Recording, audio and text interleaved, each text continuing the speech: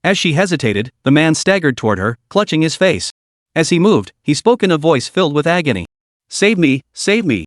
Then came a piercing scream, followed by a series of sharp cracking sounds emanating from his body. Ah!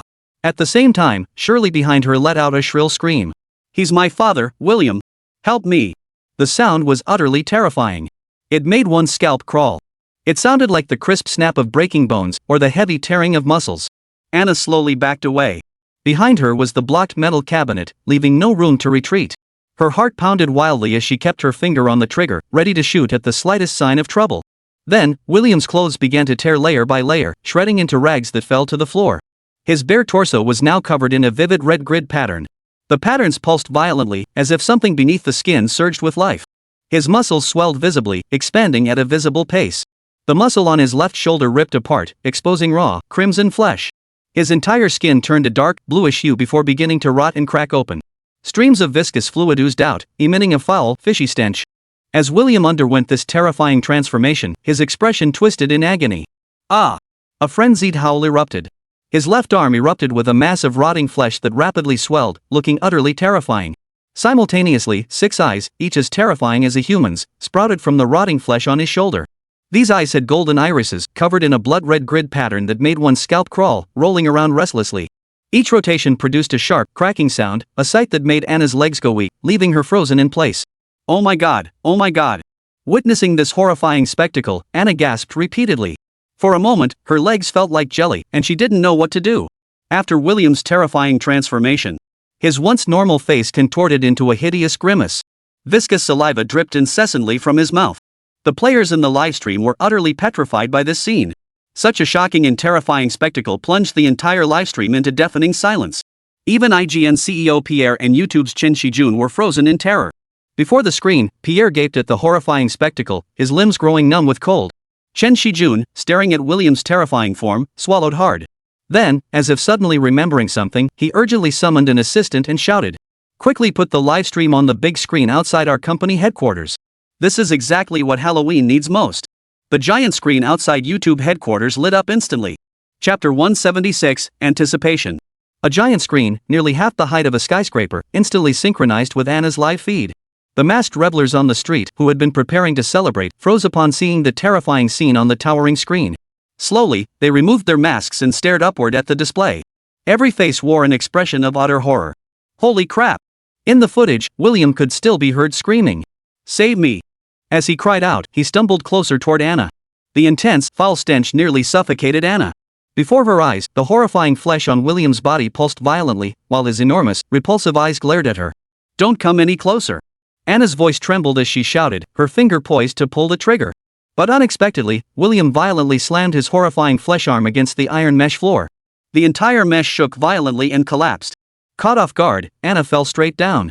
Fortunately, the drop wasn't too high, and there was a pool of water below. Anna landed unharmed, but upon seeing William nearby, she scrambled to her feet. She grabbed the shotgun lying beside her. William also stood up, his giant-eyed arm tightly gripping a broken section of thick steel pipe beside him, shouting hoarsely, "Save me!" he shouted while advancing toward Anna. Without hesitation, Anna raised the shotgun, aimed it at William, and pulled the trigger. The shotgun packed serious power. Though it had limited ammo capacity, its range and firepower were undeniably superior to a pistol. Boom! A thunderous blast erupted from the barrel, a flash of fire erupting from the muzzle. William's chest was instantly struck, flesh and blood exploding outward, a gaping wound forming before her eyes. He let out a roar, a sound utterly inhuman, chilling to the bone. But what terrified Anna even more was what happened next. The gaping wound began to grow visibly before their eyes, then astonishingly began to close, still pulsing with life. Witnessing this, Anna panicked, scrambling backward in a daze, utterly at a loss.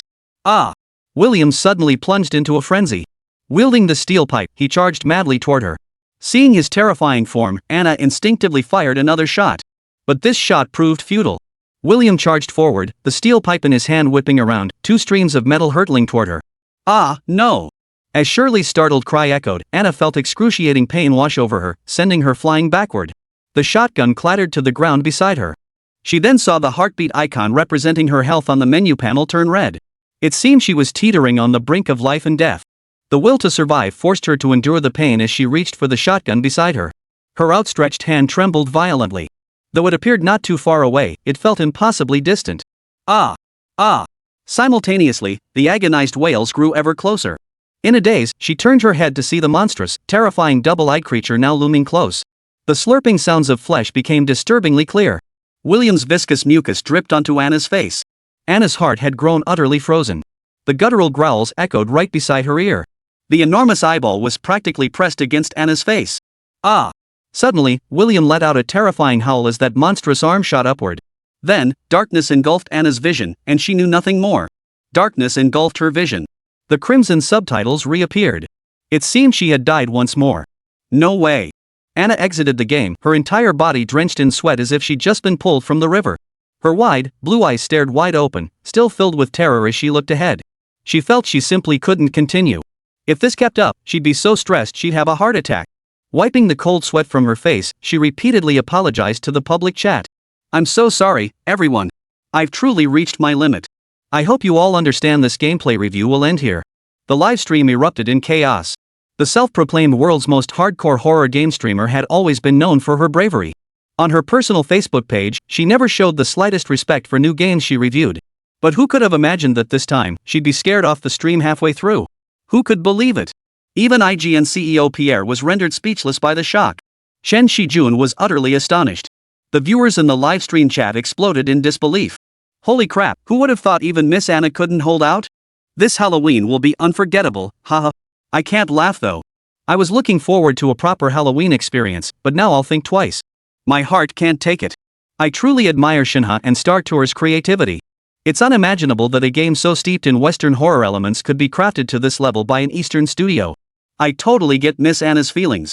Perfect timing for the next part of the game to leave us hanging. Now we'll have to muster our courage and explore it ourselves. Anna took a deep breath. Then she forced a smile for the public chat. Though I can't continue playing, I'll keep an eye out for opportunities to see this game through to the end. But what I really want to say is, I desperately want to meet the developers behind this game. As a horror game streamer, I've been dying to meet this genius developer.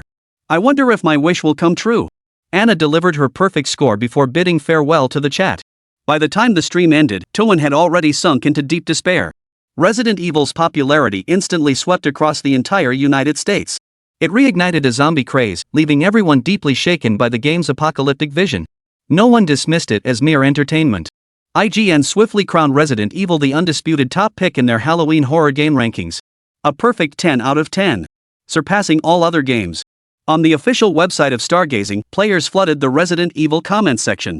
They all pleaded for Yefei to step forward and share the thrilling story behind Resident Evil, as Anna's livestream had come to a halt. Yet driven by curiosity, including Anna herself, even the fiercely skeptical Wan Xiang harbored expectations for the official release of Resident Evil. Chapter 177, The Terrifying Giant Eye. More importantly, they all wanted to know how Yefei, an Eastern Chinese national, had conceived such a Western-themed horror story. The very next day, Yefei personally visited Anna's residence. "Brother Shin, you're truly amazing. Today I dedicated a special segment to you on my livestream. I've invited Miss Anna to join. You absolutely must fulfill her wishes and those of countless players." Yefei gave a wry smile. Alright, I understand. This marked his first public appearance before players since the game's global launch. News of Yefei's upcoming YouTube livestream spread like wildfire. This wasn't just any livestream. YouTube had crafted a special interview-style program for him, hosted by none other than Shen Shijun himself. The YouTube studio, capable of holding thousands of viewers, was already packed to capacity before the show even began. The day after Anna's broadcast ended was the actual Halloween. At exactly 9 p.m., inside YouTube's studio, the program officially commenced. Shen Shijun, true to his media background, possessed exceptional eloquence. His passionate opening remarks earned high praise from the gaming community. To date, Star Touring Game Studio has proven itself a genius developer, with every title they release inevitably sparking a frenzy. Regardless of genre, they consistently crafted masterpieces of unparalleled perfection. The lead developer, Yefei, had earned the affectionate title God from fans, a moniker he truly deserved. Miss Anna, as an IGN game reviewer, you were among the first to play his horror title Resident Evil. What were your impressions? Anna took a deep breath, letting out a subtle sigh that carried a hint of intrigue. I think everyone has already seen this. At that point, I couldn't continue streaming. That profound sense of dread and despair within the game, I doubt I'll ever forget it. Only by experiencing it firsthand can one truly grasp it. I truly don't know how to describe my current state of mind. She trailed off, unable to continue, instead offering a self-deprecating chuckle before nodding off. Her beautiful blue eyes brimmed with reverence for the game Resident Evil. The audience immediately erupted in applause. Ladies and gentlemen, please welcome the legendary figure, Yefei. As the music began, Yefei appeared at the broadcast booth. A spotlight shone upon him, drawing the gazes of the entire venue. Everyone wanted to see what this gaming genius from the eastern nation of Xia actually looked like. Anna's large, watery blue eyes were wide as she gazed at Yefei. She herself had already risen from the sofa, eager to catch a glimpse of this gaming prodigy. In Utobi's livestream, the number of online fans and players had already surpassed 5 million. When they all saw the handsome Eastern youth with striking features, everyone in the room clapped while gasping in astonishment. They were stunned that the game's developer was so young. Anna also covered her mouth in disbelief. In her imagination, Yefei should have been a middle-aged man dressed in a sharp suit. But she never dreamed that handsome face would look almost boyish, radiating such sunshine and youthful energy.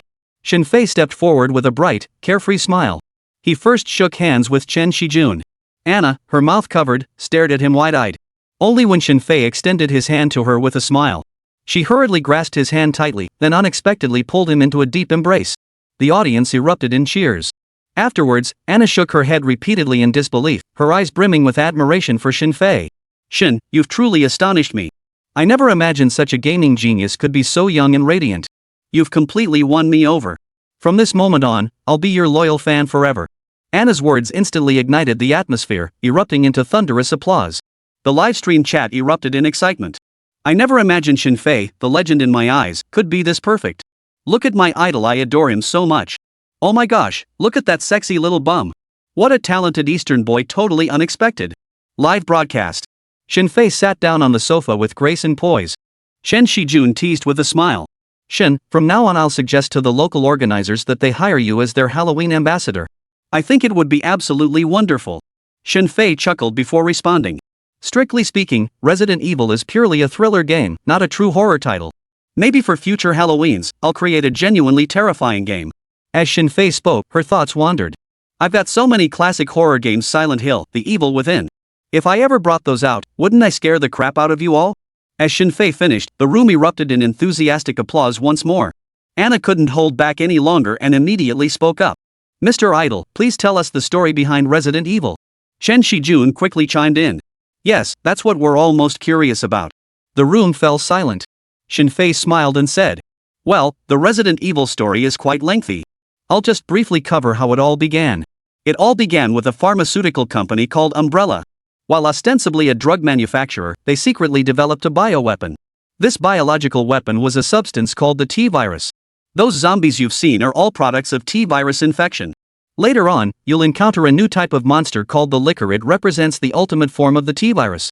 Later, the T-virus was deliberately leaked by Dr. William, the mutated man Miss Anna witnessed at the end. He was a research scientist at Umbrella Corporation and one of the virus's creators. Anna listened, her chin resting in her hand, completely enthralled. Finally, she couldn't help but ask, what was that huge guy chasing me? Yefei smiled. It's called the Tyrant, a prototype bioweapon developed by Umbrella Corporation. They deployed it in Raccoon City to gather data. Anna sighed. This Umbrella Corporation is truly despicable. Yefei shook his head. Originally, Umbrella Corporation's research into the T-virus wasn't intended to create zombies or directly spread the virus. Instead, they aimed to develop biological weapons BW using the T-virus. And attempting to enhance human genes to create a new hominid species. Anna understood this time, and suddenly she thought of William's terrifying giant eye. She immediately asked,